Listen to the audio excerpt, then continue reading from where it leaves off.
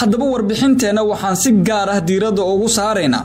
waxa dawladdu ay ugu gaabinayso in jawaab la mid ah ay siiso Trump iyo xulafadiisa ma la dhihi karaa awoodda siyaasiyiintu waxay markaasi ku maldahan tahay siyaasadda dibadda maadaama uu muuqato mucaarad iyo muxaafid intuba in aysan jirin cid ilaa ay haatan waqtigan ka jawaab dooda adag iyo waliba saameynta culus ka dhalatay hadal uu Trump uu jeeday oo ahaa in Soomaalidu uu si weyn ugu gafay taasi oo baraha bulshada si weyn ay u qabsatay saacadihii ugu dambeeyayna dadka Soomaaliyeed ay si weyn u falkinayeen ilaa ay haatan siyaasi si bareer ah u aaday in mid la mid ah inuu halkaasi ka bixiyo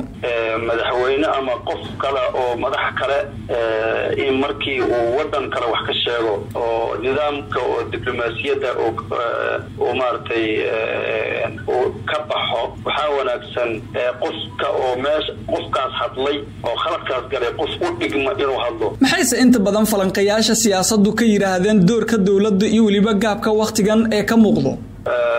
waxa hadda madaxweyne waaya waxa laga rabay in uu madaxweynaha Soomaaliya ka hadlo ama u hadlo ama si oo diblomaasiyadda hoose arintaas u xalliyo ama meel fagaaraha kiigi ka hadlo Soomaali badan ee ku nool dalka Mareykanka maxay waqtigan dareemayaan sidaan ogsoonahay Soomaali badan ayaa ku nool dalka Mareykanka haddana waxa ay markaasi wajahayaan culays siyaasadeed oo ka dhana dawladda Mareykanka maadaama saacadihii ugu dambeeyay si weyn markaasi loo falkinayay dadka sharciyada aan ka haysanin halkaasi in si weyn Trump ugu hanjabay inuu ka masaafurinayo dalka maadaama waqtiyo kala duwan ay halkaasi ay gaareen haddana waqtigan waxa u muuqataa in cabsi xoogan ay soo saartay ma la dhihi karaa dawladdu dadkeeda ku nool halkaasi ay u cabsi qabta haddii ay jawaab la mid ay ka bixiso waxaan maqlayaa oo soo gaaraya in oo ciidamo federaal ah oo police federaal ah inuu soo diray Trump oo markaas kuwa sharci darrada la diriro marka kuwaasi ayaa tagaya maalmaha soo socda ayaa warka xogtan soo gaarayso marka iyagana waxaad arkaysa maanta dadka magaalada waxyaabaha uu dadka Soomaaliyeed u ballan qaaday inuu garab istaagan yahay oo aan lagu ciyaari karin oo garabkooda ay taagan yahay sharcina aysan u lahayn haddaysan iyaga la shaqaynin in iyaga ay wax qaadi karin marka ana waxaan isleeyahay dadka Soomaaliyeed